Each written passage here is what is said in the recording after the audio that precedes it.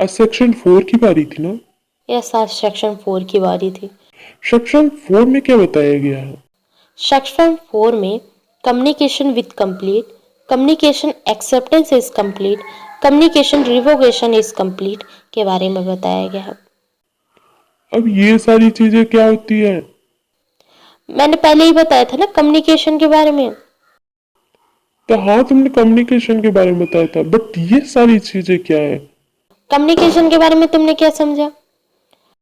Communication 2 type के होते हैं। कम्युनिकेशन नॉर्मल कम्युनिकेशन और एक लीगल कम्युनिकेशन। तो ये 2 टाइप के कम्युनिकेशन तुमने पहले बताए थे। चलो समझते हैं सेक्शन 4 को।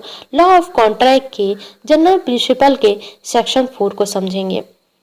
लॉ ऑफ कॉन्ट्रैक्ट के सेक्शन 4 में कम्युनिकेशन विद कंप्लीट बताया गया है। नॉर्मल कम्युनिकेशन क्या होता है? नॉर्मल कम्युनिकेशन जो हम नॉर्मल तरीके से सभी पर्सन के साथ करते हैं, वो मॉम हो, डैड हो, फ्रेंड हो, कलीग हो, या स्कूल हो, कॉलेज हो, या कोई भी तरीके से और अपने बात को कंप्लीट किया जाता है, समझाया जाता है, तो उसे हम नॉर्मल कम्युनिकेशन कह सकते हैं। और लीगल कम्युनिकेशन क्या होता है? लीगल कम्युनिकेशन में एक पर्सन को अक्सर पता होता है कि उनकी उद्देश्य क्या है, उन्हें बेचना क्या है, उन्हें सेलिंग क्या करनी है, उन्हें डीलिंग क्या करनी है, या उन्हें वर्क क्या करना है। उनके माइंड में पूरी तरीके से क्लियर होता है कि उन्हें करना क्या है। तो जब भी लीगल तरीके से वर्क किया जाता है, लॉ ऑफ कॉन्ट्रैक्ट में अगर हम पहुंचे तो लीगल तरीके से उन्हें पूरी तरीके से अवेयर होंगे कि मुझे सेलिंग करनी है, परचेसिंग करनी है, या पूरी तरीके से वर्क करना है, कौन सी चीजें करनी है वो क्लियर होती है। जो कम्युनिकेशन विद कंप्लीट के बारे में समझेंगे। कम्युनिकेशन विद कंप्लीट का मीनिंग होता है जब कोई भी बात की जाती है या कोई भी ऐसी चीजें की जाती है जो पूरी तरीके से प्लान हो, जिसमें सेलिंग, डीलिंग या कॉन्ट्रैक्टिंग ये सारी चीजें आती है और पूरी तरीके से कंप्लीट हो या कंप्लीट करने के उद्देश्य से की जा रही हो, और सामने वाले पर्सन को वह पूरी तरीके से समझ आ जाता है या पूरी तरीके से उन्हें पता चलता है कि मुझे यह कार खरीदनी है, डीलिंग करनी है या कॉन्ट्रैक्ट करना है। सामने वाले पर्सन को जो भी बात कही जाती है वो सामने वाले पर्सन अच्छी तरीके से समझ जाते हैं। फर्स्ट का नाम है ए, सेकंड का नाम है बी। अब ए के पास एक ऐसी कार है जिसे वह सेल करना चाहता है, तो वह बी के पास जाता है और उससे कम्युनिकेशन करता है, मतलब उससे बात करता है, क्या आप मेरी कार लेना चाहोगे? तो सामने वाला पर्सन अगर समझ जाता है और उस डीलिंग को करने के लिए कंप्लीट करता है कि चलो ठीक है हम ले सकते हैं, बात करके देख लेते हैं, क्योंकि वैसे भी मुझे एक कार लेनी है। तो बी अगर उस जगह पर समझ जाता है कि ए एक डीलिंग करने आया है और बी उसे ले सकता है, तो यह कम्युनिकेशन कंप्लीट कहलाएगा।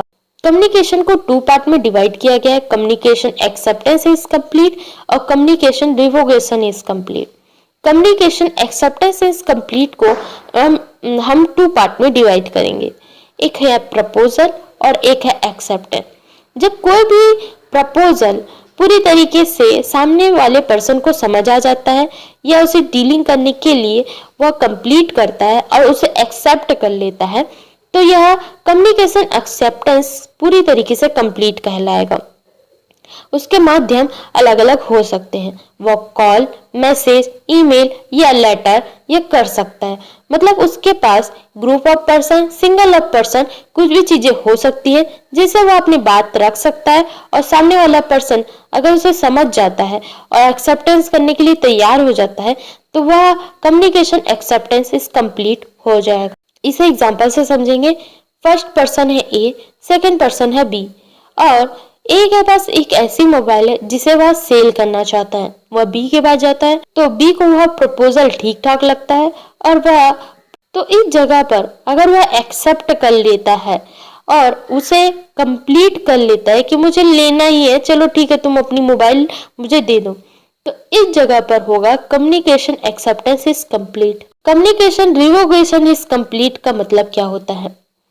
कम्युनिकेशन रिवोकेशन इज कंप्लीट का मीनिंग होता है जब कम्युनिकेशन पहले एग्जांपल को हम समझेंगे कि अगर कोई भी पर्सन अपने कम्युनिकेशन को कंप्लीट कर लेता है, अपने सामने वाले पर्सन को समझा देता है कि वह कहना क्या चाहता है, डीलिंग क्या करना चाहता है, कॉन्ट्रैक्ट क्या करना चाहता है, और सामने वाले पर्सन को वह पूरी तरीके से समझ आ जाता है। बट वह कुछ टाइम के लिए टाइम लेता है एंड उसके बाद उस कम्युनिकेशन को एक्सेप्ट करने के बाद वह टाइमिंग के बाद वह उसे कैंसिल कर देता है, और कैंसिल करने के बाद वह कैंसलेशन दूसरे पर्सन जो ए के पास पहुंच जाती है, और ए उसे समझ जाता है कि यह डीलिंग अब नहीं हो पाएगी क्योंकि बी को कुछ टाइम के बाद उसे नहीं लेना है। तो इस जगह पर कम्युनिकेशन रिवोल्यूशन इज कंप्लीट हो जाएगा।